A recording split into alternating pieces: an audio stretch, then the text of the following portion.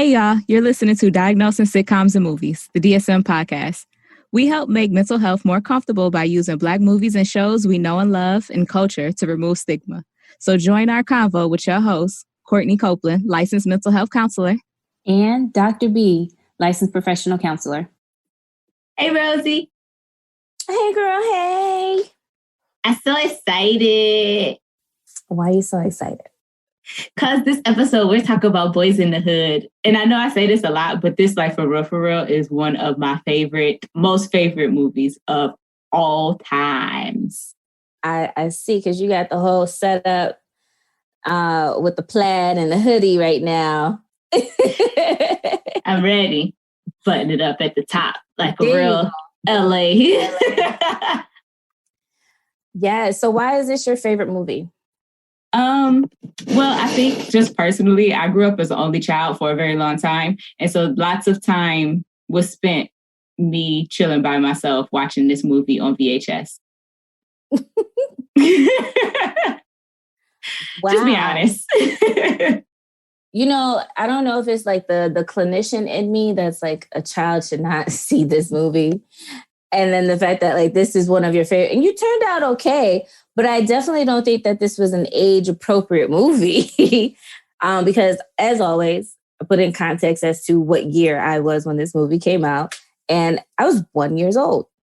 So I can imagine you watching this as a child at like 6, 7, maybe 8 years old, and it's still not appropriate.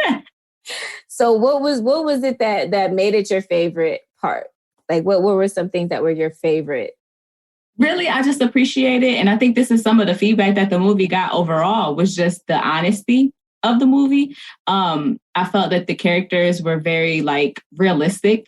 And so I could see real life people behaving the way that in their conversations and the decisions that they made and some of the just day-to-day, like regular, like when they would be in a car on a porch, just having regular conversations. Those are my favorite because that's what I like to do. I like to just chill and have like real conversations about what if God was a woman? The sun, the moon, the quasars and all that stuff. Like Listen. Ice Cube said, like it was just real honest. And I think that John Singleton did a great job of making the characters very relatable, very realistic. He used a lot of context from his own personal life in writing the film. And I feel like it comes across very well. And it's a well-written movie. It's a well-directed movie. The actors acted the hell out of all of their parts. I just appreciate it so much. It's so great. And it had Ice Cube. Ice Cube was that dude. Wait, didn't he like side with Trump on something recently? Or I'm talking about 1991 Okay. Ice Cube. I am not talking about 2020. I don't know what's going on. All right. Because right now he acted like an African beauty scratcher.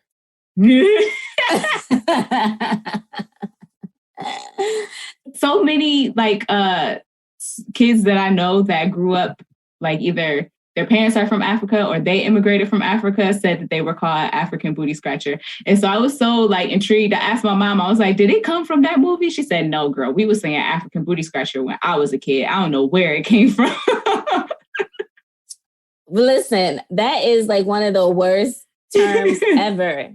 You know, especially like when you think about it from a multicultural like perspective, you know, you get there and it's like, damn, that's very culturally insensitive and inappropriate.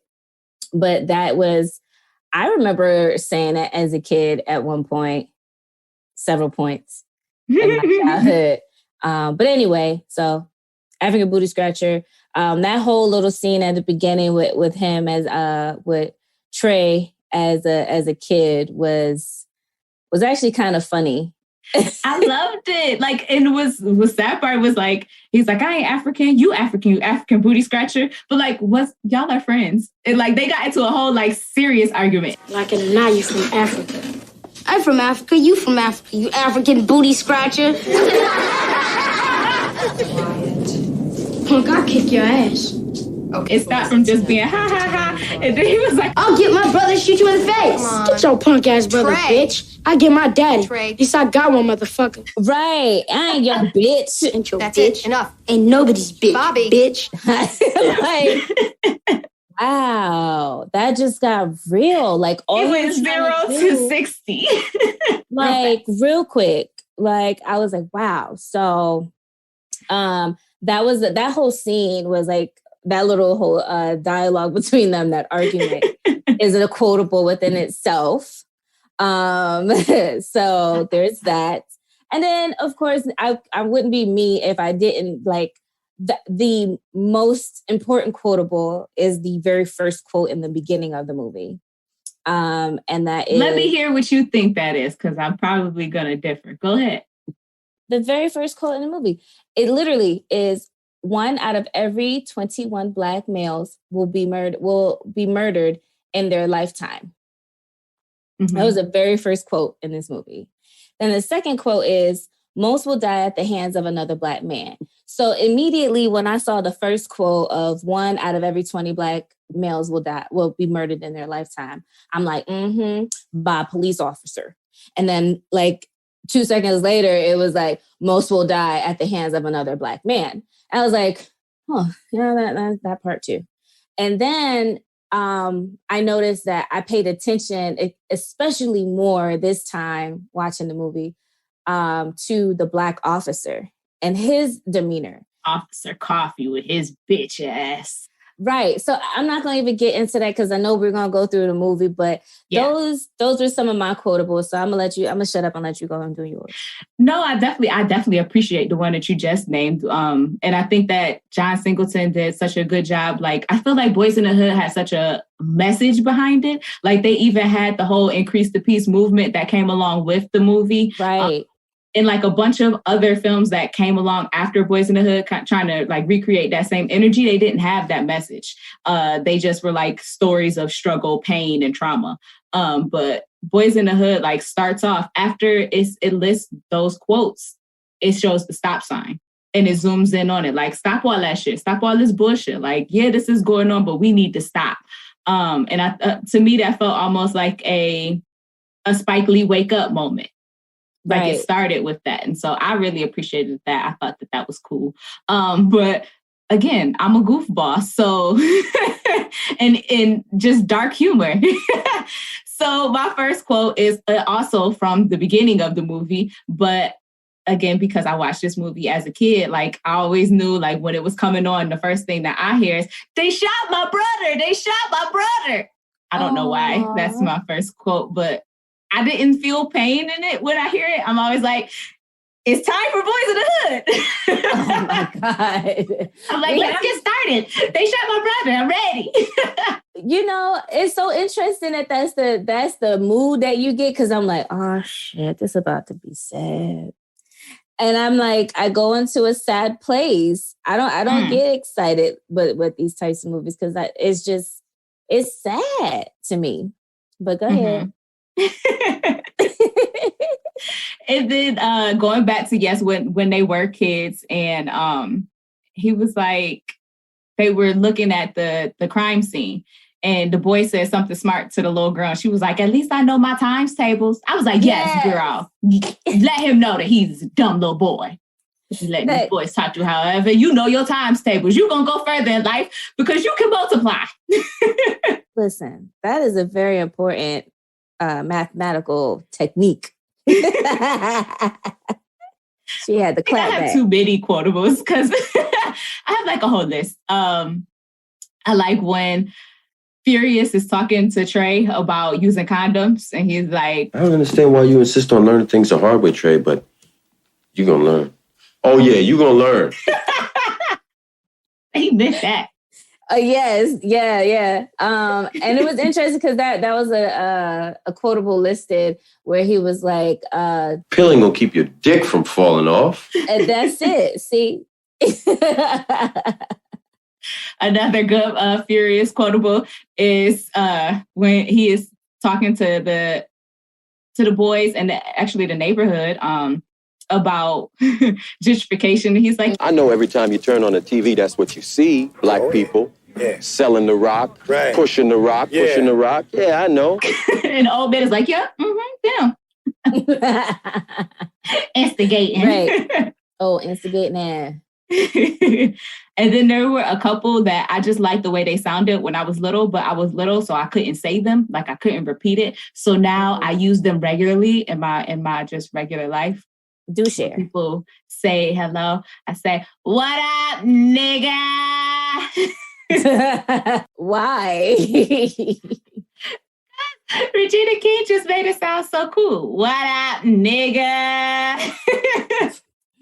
Okay. And then when they are about to seek revenge on the other group, the other gang, when they say, turn off the lights. Hit the lights, nigga. and the other group is at the table and he's like, why you putting all that ketchup on your fries? Why you worried about it, fool? Eat my fries. He did say that with hella pride. These are my fries. And then when they start shooting at them and they take off running and he say, don't follow me, man. Go your own way. I said, this is not a game of hide and seek. Like that is... Right. Because again, I'm a child. So my mind goes to, when do I say that? I say that during hide and seek. Apparently you also say it when you're dodging bullets. Wow. I have a question. Who is your favorite character in the whole film? My favorite character in the whole film. It is Furious Styles. Yes. If I could pick a dad that I would want to have, it would be Furious Styles. As a matter of fact, I think I'm going to name my dog Furious once I get one. Do it. Come here, Furious. Come here. But I love it. I love that name. But I love his character. Like he was the best character for me. And Lawrence Fishburne said that he does get recognized a lot for that film and that people like started looking at him in that role. And he said that he was having a conversation and he realized like that he basically through this film became a father figure for an entire generation. Oh, listen. Yes. More than a generation. For as long as this movie is out, because I mean, just the way he parented, you know, and in the first few scenes that you did see, you know, baby Trey, and like the little moment where they're, you know, at the ocean front, and you know, he's like, you know, he's talking about sex with him, and it's so interesting because the conversations surrounding sex in the Black household sometimes it doesn't sound like that. Or they're non-existent. They're not, or they're not. Just don't. Right. Just don't. And so I think it was really positive to see like understanding and talk about sex and diseases, because even the conversation with Dookie, right? Like him talking about, you know, well, I get head I just get head from him. And they like, you can get HIV from getting head. And he's like, for real? So, you know, just like instances like that, you know, just helps. Like, I like the message. Like you said, there are so many layers of messages and, you know, things to take away from this movie. And that was one of them. But especially just seeing how Trey Styles went about, Trey Styles. That is his name. Furious, right. No, Furious Styles went about talking about sex with his son continuously. It wasn't a one-time topic. Which is so important because you had that conversation one time. A child possibly might not remember that, but it seems like he was really instilling stuff. Like when he was basically giving him the rules to live by, kind of like it was something that Trey was able to repeat back to him. Look a man in his eye. He'll respect you more because of that. Like he was listing things that you could tell that Furious had talked to him about multiple times. Furious was such a good dad. He was such a good dad. And like the talks about sex, like his just role as a parent and him sharing his experiences with Trey, because, you know, sometimes parents can not want to be honest with their children because they feel like, well, if I tell them too much, then they might not respect me, or I'm ashamed of these things, so I don't want to share them with my child. And or he they're was very honest. Yeah, he was very honest with Trey. And I think that was just so awesome. Furious was awesome. He was like the best. And I also feel like with him as a father figure, kind of like he said, like he is a father to a lot of people in this generation or the next generation. But also I think he makes a point. I think the movie makes a point that it's important to have a father figure in the household, you know, because it's, you know, even with the subliminals of, well, at least I got my daddy or, you know, and stuff like that. And so it's just like, at least I got one, motherfucker. Right. Or like, you know, as soon as he said the three principles, you know, and the next scene, you know, oh my God. Doughboy. Yeah. Doughboy and Chris are in the police car. And the second one is, there's no reason for you to steal. There's never a reason for you to steal. And so, that's what they went in for. And then that hurt my heart because then I was like, that's where it is, you know, the criminalization of little black boys. I don't know how you get happy when you watch this movie. I just was like, because it brings to life all of these, it brings to life all of these concepts. Like, where the breakdown of the family, he's saying like, I'm just trying to teach you how to be responsible. Like your friends across the street, they don't have nobody to teach them that. And so they do end up in those situations where it is the over criminalization of little black boys, the failing education system where they're in the class still learning about pilgrims and Indians. And that is not the story of Thanksgiving. It is inaccurate. And also she's talking about squash. Black and brown people don't eat squash on Thanksgiving anyway. So like, she's just, and then she has her arms folded, showing terrible body language that she doesn't want to be there. And she's closed off to her children. She does not sound enthusiastic or excited about being there. And I feel like it's almost dangerous to have true knowledge because Trey had a father who talked to him, told him the truth, said that we all come from Africa because we do. And like, she was threatened by him having additional information. She was threatened by him knowing more than what she was teaching out of that book. And so was trying to be funny by having him come up to the class and teach the class. But he really actually gave them a jewel. All right, does anybody know what the name of this place is? That's Africa. I know that. That's right, that's Africa. But did you know that Africa is the place where the body of the first man was found? It's almost just as dangerous to have knowledge as it is to lack it. Because either way, you will be attacked. Okay. I'm still excited about the movie. I feel it. So my favorite character, because I am an ignorant fool, is Dookie. I love Dookie. He is a hot mess. It is so hilarious to me. Gosh. I just like his hair. He's cute. He wasn't cute. He was goofy looking to me, but he was so cute. I was like, oh, he's cute, but he didn't take out that pacifier. Girl, when Trey came and sat next to him and he offered it. Girl, I swear I never noticed that he did that. See it every time. I wonder what his response was like, because I feel like that was not in the script. That was it. That's why he looked at it and it looked at him like, boy, get that on my face. Like, they caught it on film. It was genius. Like, that is so funny. That was a good one. It's just so many small, subtle stuff. Like, yes, it's gross that he might be out here getting dope head pussy and not know that he can potentially catch AIDS from allowing people to, you know, give him. He said, "You really catch AIDS from letting him suck your dick?" Yes, so I'm glad he had friends who cared about him enough to tell him the truth. But if you look at like even the pictures that they have where they're chilling on the porch, Chris is sitting on the stairs, and Dookie is sitting in his wheelchair.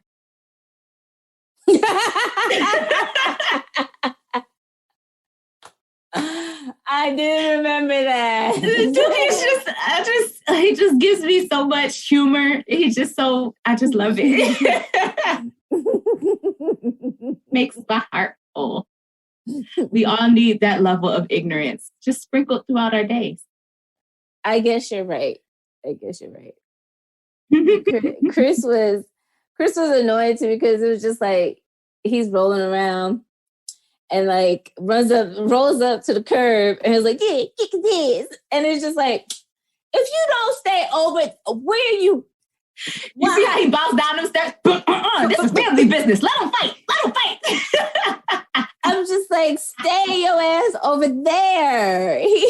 No, but wait, when they think it's about to be a drive-by and they say, pick Chris ass up. Who's them niggas? Man, pick Chris up. Yes.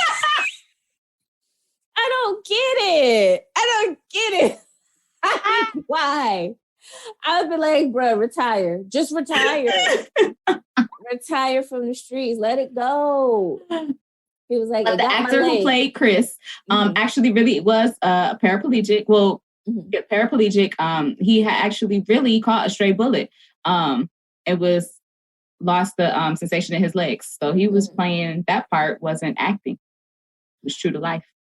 Well, and so to me, I'm just like, if I ever come across someone that's still in that life and they are like disabled because of their lifestyle and they go back to said lifestyle, I'm just gonna be like, when are you gonna let it go? But is it his lifestyle if it was a stray bullet? And then there's so much like foreshadowing, and I think it's so smart. Like at the very beginning when Doughboy and Chris are walking away because Trey has to break the leaves. Doughboy is walking and Chris is like pushing, like on his knee, pushing on the skateboard. And I was remember, like, is that because he later grows up to be in a wheelchair? Oh. And then he says later on, he said, both of my brothers got shot and they still alive. And he said, yeah, they lucky. And so like that means that all three of them, him and his other two brothers, are victims of gun violence, that they all got shot and then they continue to live. So it was like so much foreshadowing. They all got shot and then Chris got shot, but he still lives. He's pushing on that skateboard and then ends up in a wheelchair. I was like, see what you did there, John Singleton. I never looked at it that way. And I remember thinking to myself, like, yeah, I used to ride the skateboard like Chris because I was scared to fall. The closer I was to the ground, the better. Just roll over off of it. Oh, I hurt myself. So, but anyway, wow, I didn't think about that part. But I think to me, like, I would think that having that experience, that it would cause some type of, it's a traumatic experience that I think that someone would want to be away from that environment and not be so much drawn into it. So whether it was like a stray or whether it was actually being involved in gang or gun violence, to go back into that neighborhood and then somewhat kind of like just like thrive in the life, like, you know, like the life of being like a stoop boy. Would you feel like, I almost feel like there was almost a certain level of normalcy of it to him so that it was comfortable. Like if you know that all your brothers got shot and then you got shot, then that's just what it is. And then too, like they had, when they were walking, before he asked them if they wanted to see the dead body, he was like, my brother, I got a deuce. My brother gave it to me before he went to county. It's loaded too. Like that's the opposite of how children should handle firearms. But there's just a certain level of normalcy that comes along with having guns, holding guns, people being shot, like to where it might not cause that level of separation. Or he might not feel like he needs that level of separation from it because it's just what happens to people. But still, it's like the trauma is being taught. So then that kind of goes into that post-traumatic slave syndrome where the trauma is still being taught, that oppressive trauma is still being taught to us. Yeah, I didn't count it so much as the post-traumatic slave syndrome, but I did diagnose like the entire neighborhood as having acute stress disorder. Like everyone who is experiencing all of these things is going to have a certain level of reaction to it because it's not normal. People aren't made to have to withstand this much of just chronic things happening back to back to back. And so I diagnosed the whole neighborhood, all of South Central LA, as having acute stress disorder just because of the situations and circumstances that they were forced to live in with all of the violence, the crime, the poverty level, the constant surveillance by the helicopters and the police officers, the drive-by shootings that was happening, like all of that together. I just diagnosed the whole neighborhood with acute stress disorder. Facts. That's big facts. And then also one of the things that I realized what John Singleton did with this movie, where it showed the lifestyle of Doughboy, and then in comparison to the lifestyle of Ricky, and the day and what they had to go through, and then what Ricky and his day had to go through. And then also, so it seemed as if, it didn't seem, Ricky and Trey were in school. They were preparing to take the SATs, and so I think that's why, to me, I value education the way I do, because it seemed as if like there was only two options. It was either the streets or education, right? And so then I chose education, and then within education, at least I was lucky to be able to like school or enjoy school, whereas some people don't have that type of passion. And so like maybe someone like Ricky, for example, would find passion and wanting to go to school for football and sports and extracurricular activities. And so that's what keeps them active and doing well in school. And so to me, it feels like Doughboy, he fell out of the pipeline. They call it a pipeline and higher learning.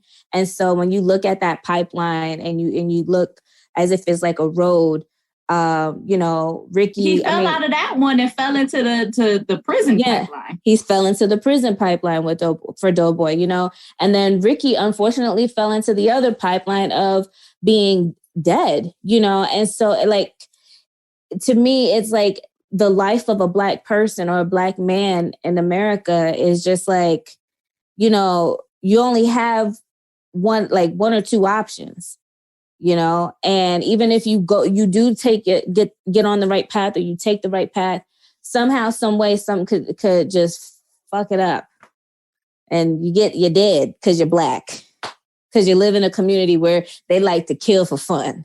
Like, that shit is fucked up. Like you're at a disadvantage in comparison to every other culture just by being born in a certain neighborhood.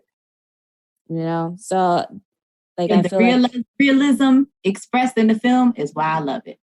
Oh my goodness. Like, I think this is probably one of a film that I would definitely watch with my teenager. Yeah, let's watch this together. There's a lot of lessons. President Bill Clinton said that he will want children in these neighborhoods to watch it because of the honesty. The violence isn't glamorized. It's portrayed in an ugly, hurtful way. And so he said that he will want kids from these neighborhoods to watch it and see the need for like the realism that was expressed in the movie and all of that. So, I just got an idea.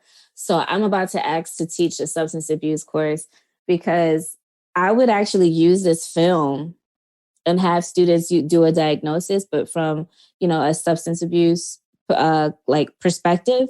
Because then again, the same concept, like, okay, so Chris got shot, but he didn't go to jail, right? He was rehabilitated in a way for his body physically, but not rehabilitated, for going back out and being able to have a job, an actual job. So maybe he was actually selling drugs, right? And so then you have the mother who's down the block letting her kid run down the street and offering to suck dick for said drugs in this neighborhood. Got some blow, got some rock. I suck your dick. Yo, no, at the end of the movie, when Cube was like, get the fuck out of my face. I said, he mean that shit. Ooh, bitch, right. You better go. You better get the fuck up out of there. But he just served the other feed like right before. It's just, bitch, you picked the wrong time. Not right now. He was talking about his brother and he was upset.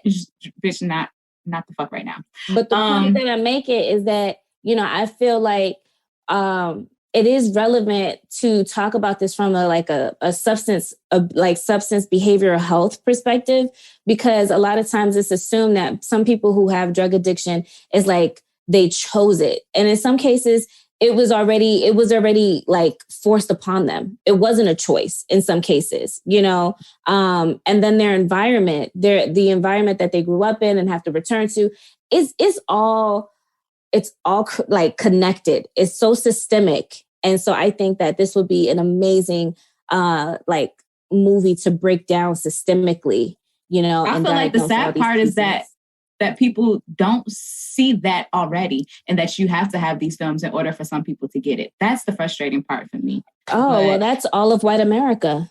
Yeah, that's why I don't fuck with them. I really don't care what is going on with the majority culture. None of that has anything to do with me. I'm not doing anything to serve them. I hope that all of my work is just for the liberation of people of color, because that is what I'm concerned about. And what they are doing over there has nothing to do with me. And clearly they feel like I don't have what I'm doing don't have nothing to do with them neither, because they act like they are blind to it. And that's why you do you over there, boo. I'll do what I do over here. And so returning back to the movie, for this podcast, which is also for the liberation of people of color, and that's why we focus on Black movies.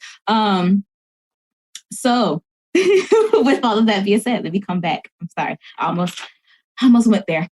So when Furious house was getting broken into, and I guess he went back to that military training and went and got his stagecoach gun, shot at dude, pum pum through the door.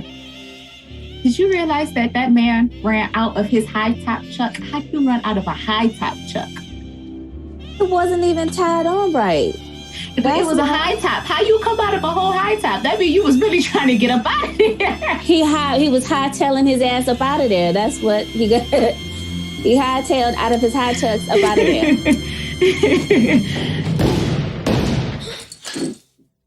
Oh, shit. I just thought that scene...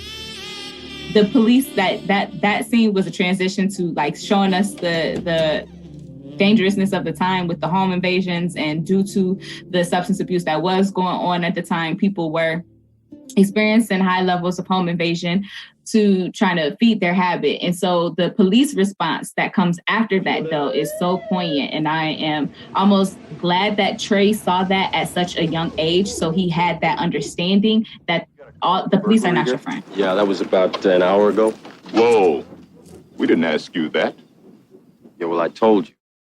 They might sometimes be friendly. They might come to your school and read a book every once in a while, but at the same point, they're not your friend. And this instance was that. And when he says like, "What's up, little man?" and goes to like shake Trey's hand, and Furious said, "Go in the house, Trey. Go ahead." Like, do not give the respect of this man of looking him in the eye and shaking his hand, because Something wrong? Something wrong? Yeah. It's just too bad you don't know what it is. Brother.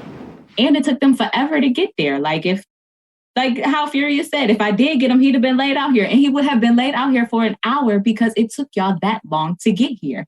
Which is just, there's so much over policing, but when you actually really need them, that's when they want to take forever. Which I thought that, again, Trey is learning all of these lessons very young. Going to school, he's walking to school and they go see a crime scene. Mm-hmm. And so he then has to go on about his day after it's like seeing brain matter on the ground. And that's when the blood separates from the plasma. That's why it's turning yellow. Like, you then have to go into a classroom and with this underpaid, terrible trash teacher who does not want to be there and try to function. Like, I can see why they got into a fight. Like, for a child, you are trying to go about your day and you just saw brain matter. Like, that's not normal. You are going to that is going to come out in some way of behavior because your brain can't fully comprehend all of what it is that's going on. And this is the little boy that said, "Come on, let's go see. You want to see something?" They said, "What? Nothing. I'm not telling you. Do you want to see it or not?" Like, so yeah, you the one who showed this to me. So now you know what? Yeah, I got an attitude. I want to see a dead body. You saw it with me. You shared in this terrible experience with me. Me and you have a problem. Mm-hmm. And so I definitely could see how that happens. And I just hate that was, of course, because of the school to prison pipeline, he got suspended for that fight, which there do need to be consequences for actions because that's not how you cope with things that you're handling. But if they had a school counselor there that could have even talked to him and said, "Well, I thought that you and this little boy was friends." And so then they could have had a conversation to get at why the fight started. Because yes, you need discipline. He do need to probably be suspended. You can cuss the boy out in front of the whole class and beat him up with the teacher's pointer. But he also needs to know, like, this is why this fight happened. This is why it's not okay. Somebody at the school should have had that conversation with him as opposed to the teacher just calling and saying, "Oh, are there problems in the home?" Right. That conversation was disrespectful. fuck. I was like, and I'm glad Angela Bassett got that heifer together, because that is not how you interact with the parents of the students that you're teaching. And she should have known that. And I was frustrated that she interacted with the mom like that, because it did sound like at first, like, yeah, the mom is going to be mad. Her son is getting suspended. But there's a way to have that conversation. Even if you really was concerned about something going on at home, there's a way to have that conversation where you're not being disrespectful or accusatory to this parent. Because of course they want what's best for their child. I had questions about like their co-parenting, on why it went from, first of all, she did a whole behavior contract with like a 4th grader. She did. Angela Bassett was like, you are a young man, you are going to behave as such, sign this contract. And did you feel like Trey needed to go stay with Furious in order to be able to fully get all of the teachings that Furious had to offer? Or do you feel like they could, if they had a stronger co-parenting relationship, that it could have been handled differently? Like, do you feel like he needed to go stay with Furious? I think they made the right decision. I mean, obviously him going to go see him on the weekends wasn't working, and he was still having anger issues.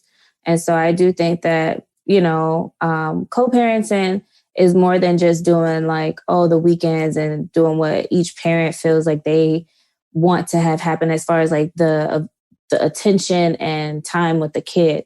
Yeah, that's great. But then that's also a life. So you have to also remember that your selfishness of wanting that kid to be with you can also be a barrier or a burden to your child, And so I think that them choosing to say, okay, well, he stays with me for this period of his lifetime, or, that actually helped him in the long run versus trying to go back and forth for years, and that's tiring, that's draining. And so if you could find a system where that at a certain time period in a child's life, like especially developmentally, one person will be better suited than the other, then go for it. I feel like, but I also feel like the two of them as individuals were very, very strong, educated, people, and unfortunately, I don't think that is the type of parenting that a lot of people can do. So I think it also depends on the individual, their maturity, and for them to have had him at 17, they were handling very, to me, maturely, for their age at that time. So I think they did what they needed to do. I think it was the best decision for him, because I mean, not saying I realize how much I value education. The fact that Trey went to Morehouse, I think that to me, that's a way of showing that he grew, that was a level of success for him, that was something that he was able to accomplish because he's not dead, in comparison to everyone else. He's not dead and he's not in jail. So if he's in college, hey, great. Hell, if he was a manager of McDonald's, hey, great. At least you're not fucking dead or in jail. You know what I'm saying? So I think Calvin's got a job, y'all. That's funny because that was a commercial that was out. Got a job, y'all. At that time. Oh my gosh. Yes. That example, and for John Singleton, that was his out, was education, was going to college. That was his way of getting out. And so we talking about Trey, like as a youngster, we meet him, we meet his friends and see a little bit about that background history. And then we fast forward 7 years and we're at Doughboy's, I guess, coming home party. His release party? I think this is like his 4th one or something. Oh, sheesh. Well, hey, we celebrate each time you home, brother, because we still love you. As much as mean as his mama was to him, she still really cared about him, even though she said, you ain't shit. You just like your daddy. You don't do shit, and you never gonna amount to shit. All you ever do around here is eat, sleep, and shit. Damn. But I do feel like she still did love Doughboy, because like even when he got arrested, like you could tell that she was upset and she kind of spoke that into him, but she still was hurt. And so Brenda was a very complex woman. She was, but I still feel like she did hate him because of how she responded to his reaction with Ricky, or the situation with Ricky. Yeah. You know, even with the fight, he got slapped. Why you slap your mama? Damn. What you hit me for? What you hit me for? Why you hit me? Yo, dope. Why she hit you? Shut the fuck up. But yeah, and they reference it like quite a few times that she loved Ricky more than she loved Doe because she liked Ricky dad more than she liked Doughboy dad. And that's not Doughboy's fault. It's not. Doughboy's fault. It's not. And then see, here I go let me get on my platform right quick. Okay. Here we go. Because, let me help you up there. You know, I really do feel like we have to understand pro-choice is not a bad thing, because I feel like whenever a woman does not want to have a child, it's going to continue. Like the whole pregnancy is going to be miserable. The child is going to come out miserable, and then anything can happen to that child, and the experience with that miserable mother is going to be there. And that child is going to have all this childhood trauma because of this miserable mother who did not want to have this child. And then you have a situation like Doughboy. And I'm not saying that like abortion isn't out or anything like that, but there are certain situations where I'm just like, okay, let women make the decision for themselves to relieve themselves from things that they know in their gut is going to end up being something bad. You know what I'm saying? And I think that because there's so much stigma associated with abortions, because there's so many laws and limitations with abortions, that women can't make choices that are best for themselves. Especially if you know that you don't like that motherfucker that you're about to have a child with, and you end up pregnant and you know you don't want that child. Listen, sis, that's your decision. I'm just here to let you know I'm pro-choice, and I think that most people should become pro-choice because this shit is bullshit. Okay? Y'all having these children out here and y'all making their lives miserable. The end. I'm gonna get off my soapbox. That was very opinionated, but it's okay. That's my truth. I'm living in it. Well, I can't support. I definitely feel like that people cannot be pro-life, but then not actually support people throughout their lives. Like, so if you're saying that this person has to have this baby because you feel like you have some reason that your opinion should matter in someone else's life, I don't know why, but then you should also support the actual life that comes from it. And we should have more supports for people so that they can, once after having this child, even if it is pro-choice, if they say, you know what, I just don't believe in it myself. I want to have this baby because I don't want to, have an abortion. That's just not what I believe in. That's fine as well. There also should be more supports offered to those people so that they can have healthy, productive relationships with their children, and they can support them, and they can make sure that all of their needs are met. And I don't feel like that is the case with the systems that we have in place. I don't feel like those are the ideological beliefs of the people who say that they are pro-life. They don't support the lives that come from that embryo that they're fighting so hard to protect. Exactly. Because you don't know how that child was created and where that child is coming from, Girl, did you just pull me up on the soapbox with you? Let me get down. Okay, let's get down together. Want to hold hands? 1, 2, 3, go. Okay. Okay, so we are coming into we find out that yes, Doughboy has been in and out of the correctional facilities, I guess the prison system, the industrial prisonized complex system. Ricky has a baby with his in-house baby mama who has come to live with them. But so that is going on with them. Trey is in school and he's dating Brandy and he's being a horrible boyfriend to her. And then the story ensues.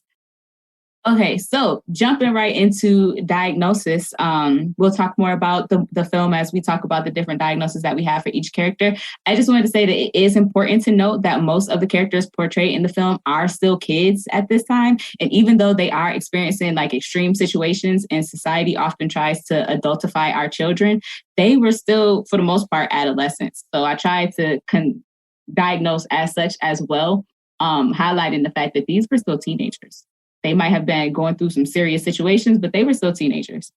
Who would you like to start with, Rosie? Dr. Rosie. Ooh. Make sure I put your title. Put some respect on your name, girl. Put some respect on my name. All right. So let's start with Doughboy. Okay. So I would say oppositional defiant disorder. Me too. Ow. And I will also say, yeah, that's it. Okay, so yes, I also say oppositional defiant disorder. And I did have an additional one, though, because of what we saw of his mother and child relationship. I also diagnosed him with mild reactive attachment disorder. Mm-hmm. Reactive attachment disorder, which is also sometimes referred to as RADS. You may have hear it called that as well. Its criteria is a consistent pattern of inhibited, emotionally withdrawn behavior towards adult caregiver, manifested by the child rarely or minimally seeking comfort when distressed, a persistent social and emotional disturbance characterized by limited positive affect, episodes of unexplained irritability, sadness, or fearfulness that are evident even during non-threatening interactions with the caregiver. And then also for him, the child has experienced a pattern of extremes of insufficient care as evidenced by social neglect or deprivation in the form of persistent lack of having basic emotional needs met for comfort, stimulation, and affection by caregiving adult. What you think about that one? You agree or not? I agree. And then for oppositional defiant disorder, which we did both agree on, we can go through the criteria quickly for what that is, which is a pattern of angry, irritable mood, argumentative, defiant behavior, or vindictiveness lasting at least 6 months as evidenced by symptoms for different criteria. Angry or irritable mood, often touchy or easily annoyed, is often angry or resentful, often deliberately annoys others. To me, the example of that was when the girl was like, why every time you talk about a female, she got to be a bitch, a hoe, or a hoochie? And he was like, because that's what you are. Yeah, you act like I ain't never had no barbecue before. The ladies eat. Hoes gotta eat too. Wait a minute, nigga. Who you calling a hoe? I ain't no hoe. Oops. I'm sorry, bitch. Nigga, fuck you. And then vindictiveness, or having been spiteful or vindictive at least twice within the past 6 months. For me, I felt that was representative when he caught up with the dudes that had killed Ricky, and he got out of the car, went all the way up to them, made dudes, like, shot him, made sure he was dead, made dudes turn over so that he could shoot him in his face, because that is what he felt like he needed to do to be rectified for the harm that was brought to him. He needed to be able to see dude and shoot him. And I thought that it was funny that Mad Dog and Dookie was in the car like, what are you doing? Man, I'm on parole. Ain't this about a bitch? Because they didn't understand. It was like, no, we did it. We got to get out of here. And but Doughboy was such in that place where he was so hurt, and with the ODD diagnosis of that vindictiveness, that he needed to feel that retribution at another level. And so to me, that's part of why he made dude turn over. Oh, yay, we agree. Who else? Who's next? I was going to diagnose Dookie because of his pacifier use. And I looked up, I didn't look up like a pacifier. I looked up thumb sucking. And so any adults or like adolescents who are thumb suckers usually have experienced childhood trauma. And so obviously the case of all the individuals in this particular neighborhood have experienced some form of trauma in one way or another. And so I would diagnose Dookie with generalized anxiety disorder because of the pacifier. That's a good one. I didn't give Dookie a full-blown diagnosis, but I completely agree with the one that you just gave. But I did speak to his fixation at Freud's psychosocial oral stage of development. Yes. And so one of the theorist who is very popular in our field is Sigmund Freud, and he had psychosocial stages of development. So basically how children grew into adults through certain developmental stages. And he, to me, was at an oral fixation. So that means that he didn't get through that stage successfully. So he was fixated on seeking pleasure from his mouth, because when he wasn't sucking on a pacifier, he was sucking on a 40 ball. So, which is common for people who have that. It could represent as constantly needing something in their mouth, or overeating, or alcoholism. So those things kind of went hand to hand. Yeah, I was actually looking to see, I was looking in the feeding and eating disorders. But then I also thought maybe it would be in the compulsive disorder section. But I couldn't find anything as far as like the chewing part of it. So if that's one thing I would look at, like want to see in like the future DSM, is to include other oral asphyxiation, like not asphyxiation. No, delete. Daniel, delete that. Delete. Oral fixation. You can't keep saying his name every time you mess up. Some stuff we are keeping in. It is okay to mess up and keep going. No, it is not. I don't want that in there. No. So oral fixation on for like, chewing. I think nail biting is on there, but I don't know. So in that oral fixation, Freudian says is like it comes from like a certain level of dependence on the caregiver. I wanted to know more about the oral stage of, or the fixation at the oral stage, because like, do you also want that from others? Like the fact that he did offer his pacifier to Trey, the fact that he is getting head from Hypes. Like, so is oral sex a part of receiving and giving oral sex? Is that a part of, is there some level of satisfaction that comes from that if you do have a fixation at the oral stage? Do you want other people to have shared that in that fixation with you? Like, so do you want to share the bottle that you're drinking on? Do you want to share your pacifier, what it is that you are sucking on, or whatever it is that is in your mouth?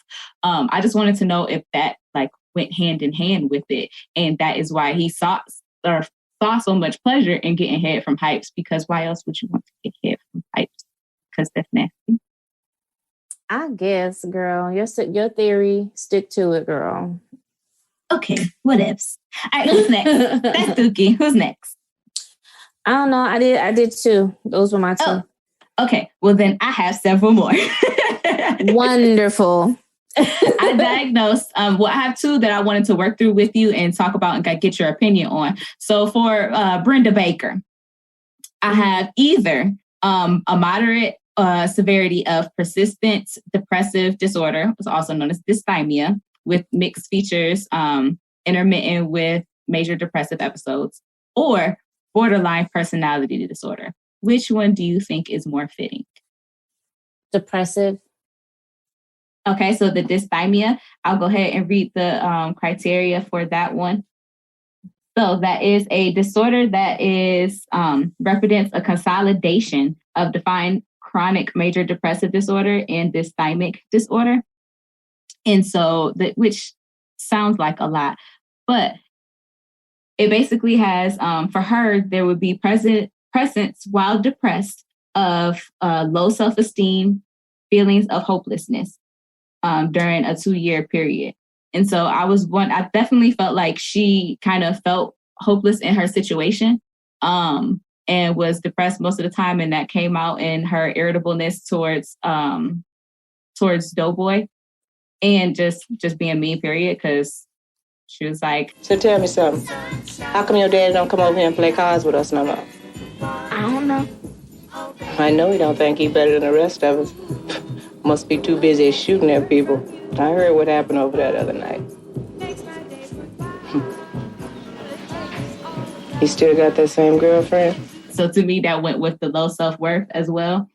And with the mixed features, that would be the more talkative than usual or pressure to keep talking. And that reminded me of when Fierce was like, Brenda might have had a chance if she ain't talked so much. Mm-hmm.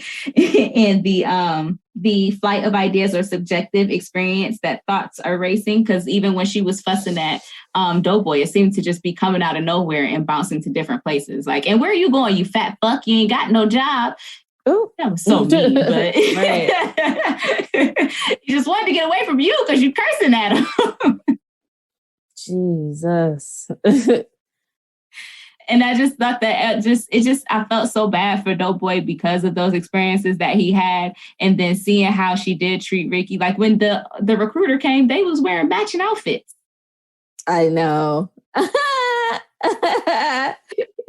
I didn't notice it before, but then this time when I watched it, I was like, oh shit.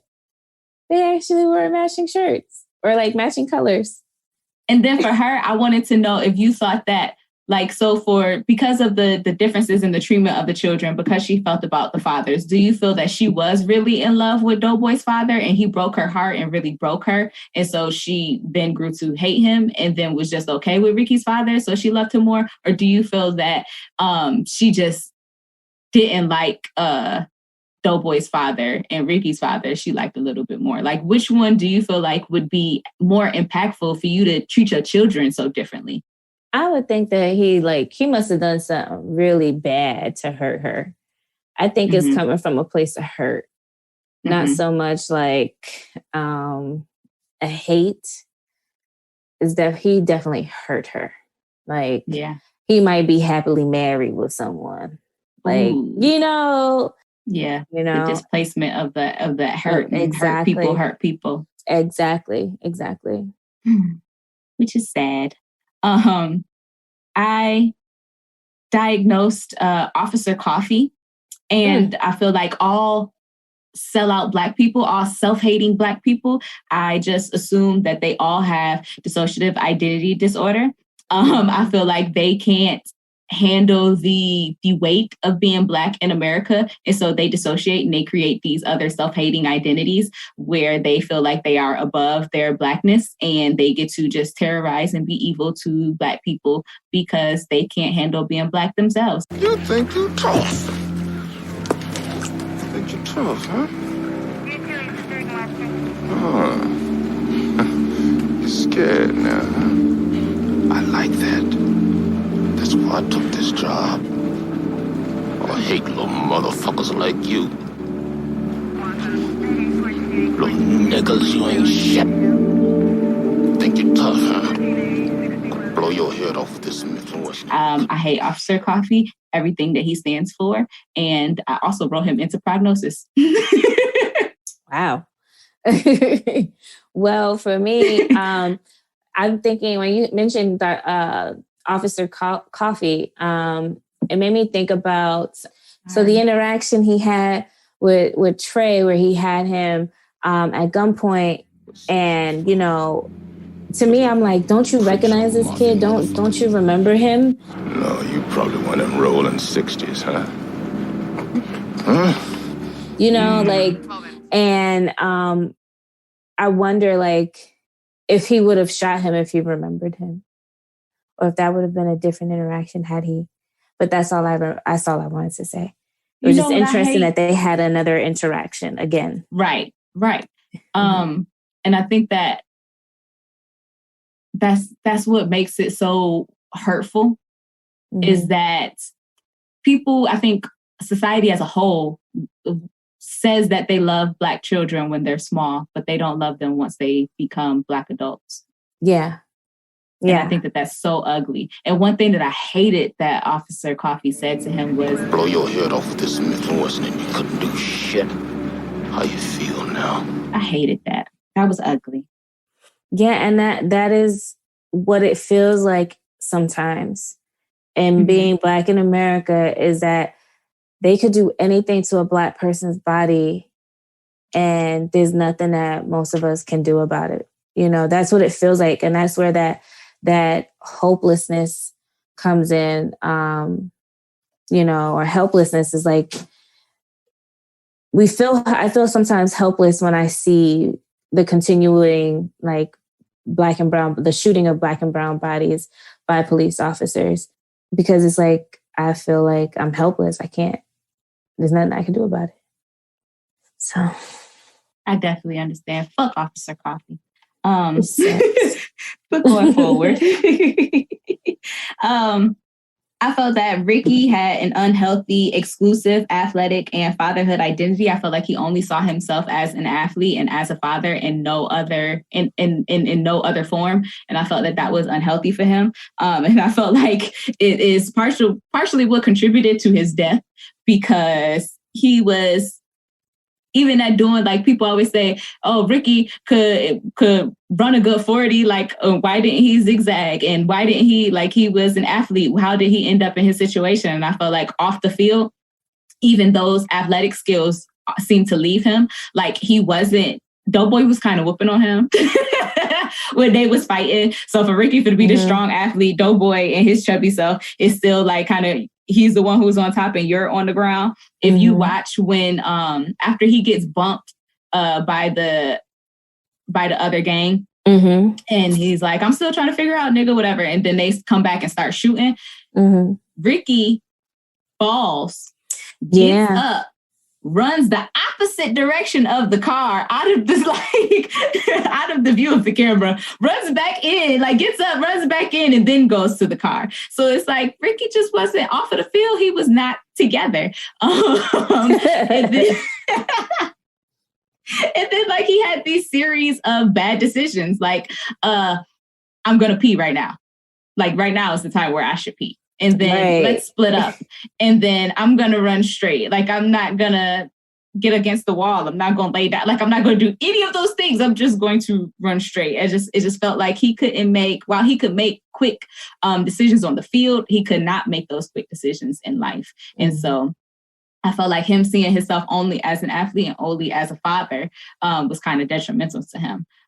Because there were so many other things that he could have been. He, for instance, he didn't see himself as a student. And so that's why he didn't feel like going to college was even an option towards the end of the movie. He said, I'm just going to go to the Army, which I feel like is part of strategic ad placement. If you do pay attention, especially after 9/11, they use that competitiveness, that athleticism, that sense of tribalness that comes from watching sporting events. And there are a lot of military advertising that happens during sports games to try to play off of people's emotions to get them to see themselves as soldiers or in the military, to try to, as for recruitment strategies, which I feel like is insidious and that's evil, and you're playing people to get them to risk their lives for you. But, you know, that's what this country do. So, you know, there's that. And Trey reminds him what his dad taught him, that Black men ain't got no place in the white man's army.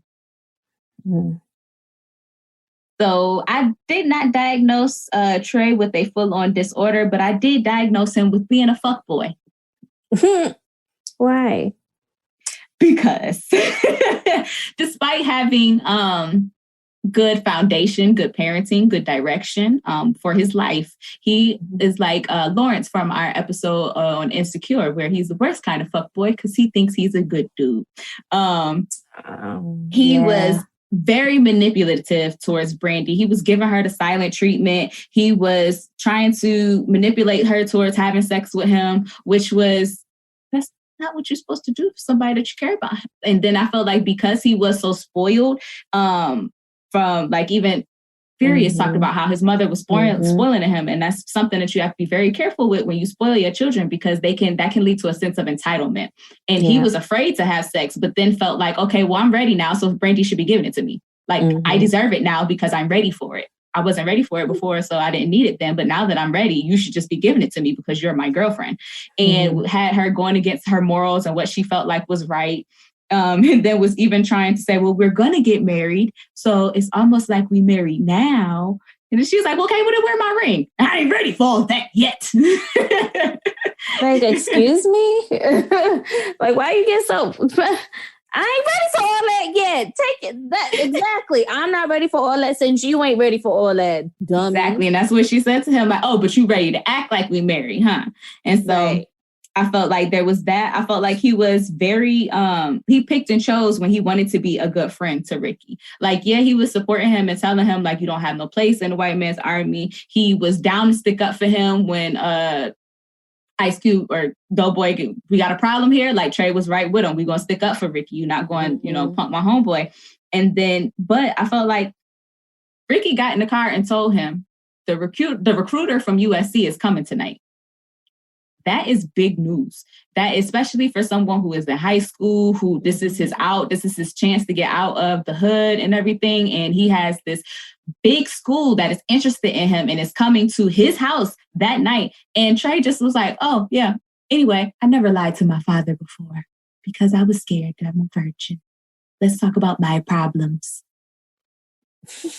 Be happy for me. And then he was like, oh, I was scared. And Ricky, being a good friend, it was like, well, what was you scared of? Like, yeah, he thinks it's funny, but he's still like, what is you scared of? And then he said, being a daddy. That is so insensitive. You gonna say that to this boy who is a teenage father? I mean, but it's a real thing, though. I mean, yes, it's a real thing. And yes, he got it, but it's the way he said it. I just felt like Trey just wasn't a good friend. He wasn't a good boyfriend. And I hope that him becoming a Morehouse man, they shaped and molded him into a better guy. Yeah, and I felt like he was very like high. He had real high emotionality. And I feel like we saw that throughout the film. I felt like he didn't know how to control his emotions when he was younger. So he did seek to fighting, like, because even the rude teacher was like, he's very smart. He's very capable. He just has these angry outbursts. And I felt like because he didn't know how to control his emotions then. And then once he got older, it came out as him crying and throwing punches in the air. I'm so fucking tired of this shit. I thought it was funny.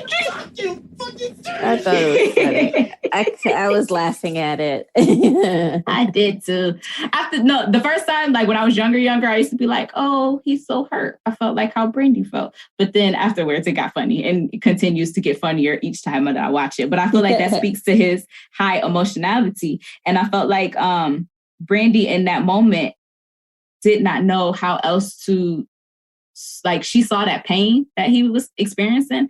And I felt like she didn't know how else to offer support aside from offering up sex. And I feel like that is something that happens a lot in interpersonal relationships, is that person either through trauma bonding or through that person experiencing some level of pain, and people really only knowing how to offer up themselves physically through sex or through sexual acts to support that person. And I felt like that came from, one, a certain level of immaturity, and then two, her not knowing what that support looked like herself because she didn't have it. And so I just got me thinking down the rabbit hole of what does that support look like aside from offering sex. But as a teenager, would you even know that? So prognosis, how do you feel like Reva and Furious will go forward?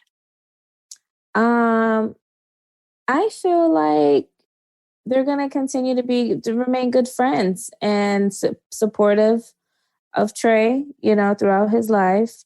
I like their relationship. I think they have an interesting relationship and communication style, especially like when she was like, sit down. Like he was going to check her in the restaurant and then get up and leave.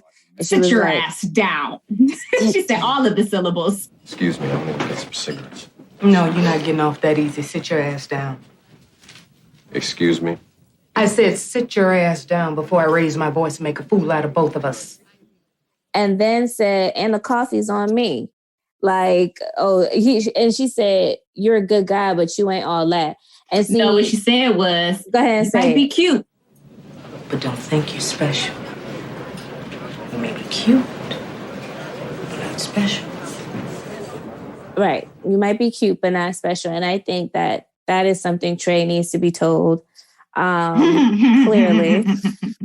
But then I think that that's what he needs. And it was kind of like that little smirk that he had, like, she's the only woman that could do that to him or say something like that to him, because in any other instance, he's come off as like the very educated, strong, like black man that like don't nobody, like, people walked up to him to hear what he had to say when he was talking about what the gentrification that was happening in the neighborhood.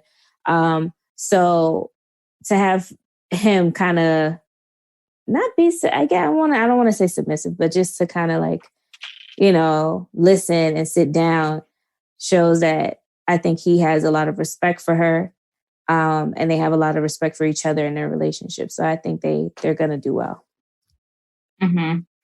And I felt like, I don't know what Reva was going to school for, but we saw that her apartment was laid. So after she got her master's, she must have had her a good little job. Right. I said she got real bougie on us, didn't she? She was already bougie, but she got real bougie after that degree. Mm-hmm. And so I felt like while they clearly got on each other's, didn't work well as a couple anymore. They still, had a little flirting in that, even in the arguments that they were having. So I don't feel like they necessarily ever get back together, but they still do always hold a candle for each other.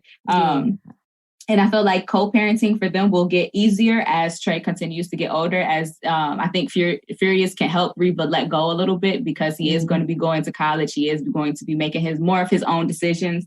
And so I feel like he can help with that. And like you were saying, I hope good things for Furious because he was so aware of everything that was going on and talking about the gentrification that was happening and saying like, we need to keep everything in our community Black, and just thinking of Ujamaa, which is the Kwanzaa principle of cooperative economics, and really feeling like, yeah, Furious, you're right. That's what we as Black folks do need to come together. We need to, the same way that other ethnicities are able to keep money within their own community, that is something that we need to strive to do. However, every time I think that, I also get hung up on the fact that we've done that before multiple times. And every time that we do that, the U.S. government destroys it because they systemically are trying to kill us. Like Furious also said when he said they want us to kill ourselves.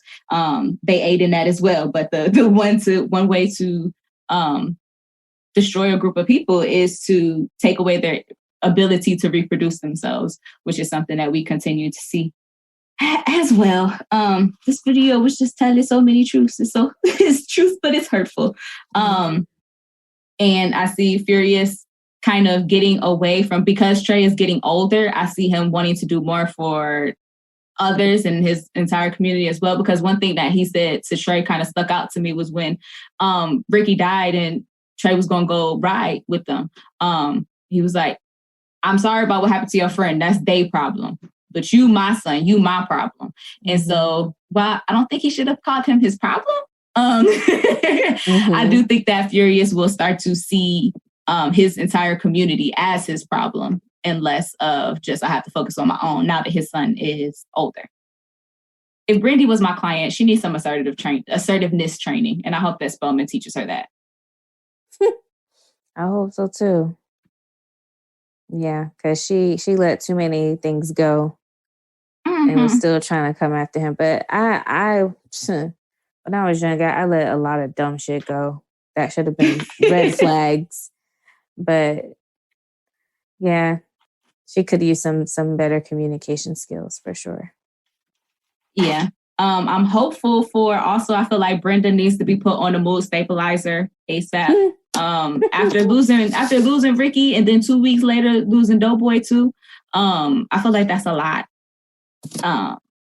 It just was.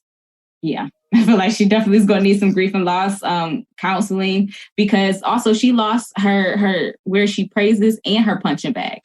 And so is the baby mama going to continue to live with her? Because if so, then is that going to become the new dynamic for her? Is she going to then beat up on the baby mom but praise the grandson? So I need to know what that would look like. And is the baby mom, her name was Shanice, if she do stay there, because she took the SAT too, so is she going to go to college and just stay there long enough for her to finish school and get help with the baby so that she can leave? I don't know, take her maybe a course or two so she can get certified in something and get up out of there. In my mind, Officer Coffee, he got turned over to internal investigations because of all of the terrible policing that he was doing, and his partner snitched on him because he's still Black. And so he ends up doing time. The inmates become aware that he is former LAPD, and then he's forced to create a third identity in order for him to survive and cope with all of the stuff that the inmates do to him. They was whooping that ass. What do you see? Well, Doughboy, I felt like, even though he did die 2 weeks later, I felt like we also saw him go through like the 5 stages of grief for Ricky, like within 24 hours. I feel like he had that bargaining of soon as he said like, shit, Rick, I got to get there. Because if I get there fast enough, then he won't die. Like it'll be okay. And then the sadness when he saw him on the ground and like was holding his head, I think then he went to the denial of let's take him home. Why are we taking him home? That's the same thing. I said, why? And they put him on the couch. Put him on the couch. I said, even with all the plastic on the couch still gonna get the blood stain. Mm-hmm. And that damn couch. That couch. And then there was so much blood. He was blood soaked by the time they got him out of the car. Like, why? And then one thing that was concerning to me, when Trey got out the car, he was, Joe, let me out. He went to the bus stop. No one was alerted that this man is covered in blood, getting on. Like, even the man at the bus stop was just listening to his music, bopping along. Trey get out the car, soaked in blood, and he's just still bopping along. Like, oh, okay. Like, what is going on in this neighborhood that everyone is okay with it? It's normal. People just walk around with blood like that all the time. But then, yeah, I think Doughboy, he cycled back to sadness when, trying to be there for his mom and she got upset with him. I think that pushed him into the anger place where they felt like they needed to ride on these people for killing his brother. And then he had the retaliation. And then the next day he got to a place of acceptance, like real quick, when he was like... Next thing you know, somebody might try to smoke me.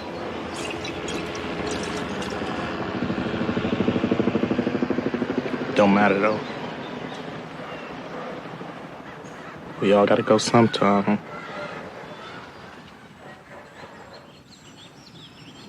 Seemed like they punched the wrong clock on Rick though, man.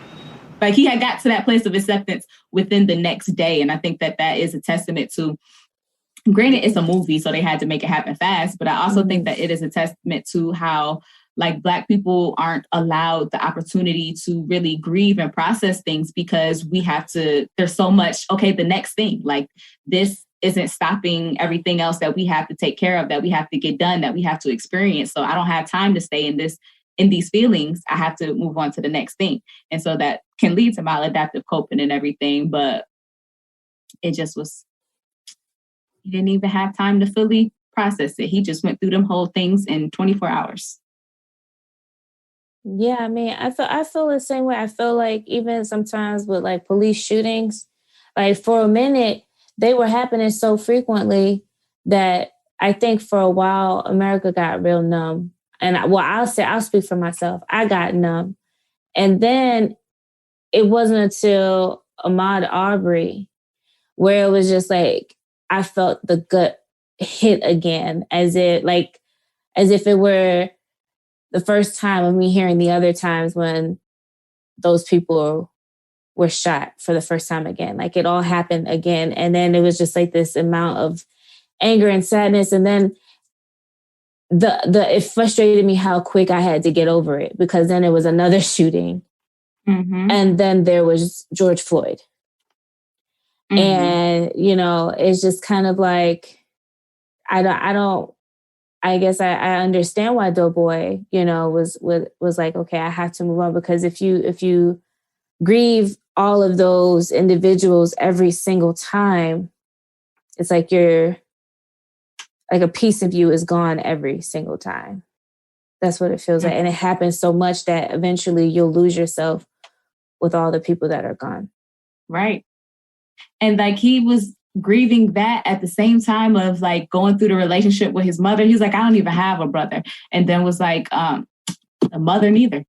She loved that food more than she loved me. Like, it's like he just came had to, so heavy. So heavy. It would have been heavy for him. So I hate to say it, but he would have either gotten killed or he would have killed himself with all the guilt and grief he had. No, not killed himself. I think so. I don't want to think that about my doughboy.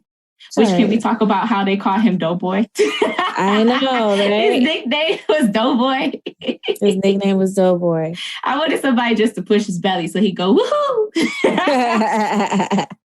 He made it a nice name. He made it a thug name. Afterwards, it's because I get that dough, boy. But when you was little, it's because you was fat, bro. Right. Which I did appreciate, even though he was fat and he was like super young. He still was trying to stick up for his brother when he got his ball took at the beginning of the movie by Sharif from Menace to Society. So I guess prognosis for that character was he was a gangbanger and was stealing little balls from little kids, and then, you know, got knowledge himself and became Sharif from Menace to Society. That's what had happened. Yep, I felt that about a couple of the characters. I felt like Mad Dog, you know, he rode on the people that killed Doughboy. So he got retaliation for Doughboy. Then, you know, he had to lay low. And then he became a driver's ed instructor and was the dude from that he played in Don't Be a Menace to Society while drinking your juice. And so Oh, makes sense. Okay. All right. You know, it was interesting because I was really surprised to see them walking the street after they shot, you know, and killed the three of those men. And and there's, you know, I don't know. I guess in my mind, I thought like they would have been arrested or like going through interrogation or something at some point. Because I mean, there was like a long period where people could identify the car and the people that were screaming from it. So I was like, wow, like this is really easy investigation that's happening. They're going to be caught. So like 2 weeks later for him to be killed, I'm like, damn, well, I guess the police weren't quick enough. And like he said, they don't care and they don't hear what happened in the hood. So it's like, I didn't even say it right. That ain't what he know. That's why I be like, why you got me saying quotables and you know I can't quote nothing for shit? Because you're supposed to at least write them down. Shit. That long Either they part. Don't know or they don't show. No, no, that's not all of it. That's what you get what the heck I said. All right. Either they don't know, don't show, I don't care about what's going on in the hood. And on that note, Trey, okay, let's wrap it up. What do you feel like prognosis for Trey is? I think his prognosis would be, I don't know what Trey's passion was. It's hard to know what he wanted to do because I know Ricky wanted to go into business or computer science, but I don't know what what Trey's interest was. But anyway, I would see him being successful. I don't think that he's going to marry or be with Brandy. I hope not. At least not right away. They both need to grow. But that was the goal, remember? And so that's just what he was saying, to get them draws. After college, I know, that's so true. Yeah, I see him being the fuckboy, still being very much like his daddy. His just being a bachelor for his whole life. The end. That's my prognosis. Well, I feel like hopefully while at Morehouse, Trey does, get a little bit more self-awareness. I think he could use some empathy building on how his actions impact others. I hope that he does not get married to Brandy right away. I hope they continue to support each other because they are in a new city together, going to college at the same time. If they come back together later on in life for a relationship, okay, maybe, but right away, no, because of this trauma bond that they share. And he just was a fuckboy to her. I want to know if he potentially has future survivor's guilt because of the situation with Ricky, witnessing him pass, Ricky dying in his arms. And so he might need therapy for that. I think I would probably use maybe narrative therapy or expressive therapy, just something so that he can get those feelings out and learn how to regulate his emotions in a more healthy way, because that is something that he struggled with for a very long time. And since it is autobiographical in my mind, I feel like he will, like John Singleton, find his way in creating content or media and be a successful young man and help Furious give back to the hood. I just wanted to point out lastly that one question that they got asked like at 3 different points in the movie. At the very beginning of y'all want to see something? And then it was the crime scene. And then y'all want to see a dead body? Mm-hmm. And it being, yeah, see, he ain't messing with you, so don't fuck with him. And that just being a normal thing. And then Furious later on asking them, like, y'all boys want to see something? And that was the only time where they were kind of like, do we have a choice? But it was the one time that it was something positive. Mm-hmm. And so just the experiences that are and the choices that you have growing up in the hood and the different avenues that you could take, where you could have bad influences with the kids showing them stuff that they probably shouldn't see, or have good influences with Furious dropping knowledge and dropping jewels and gems on them to take them forward. So, all right. So if you would like to support the show to help us get more content out to you guys, you can visit our website and follow the Support the Show link to become a Patreon member or donate on our Cash App.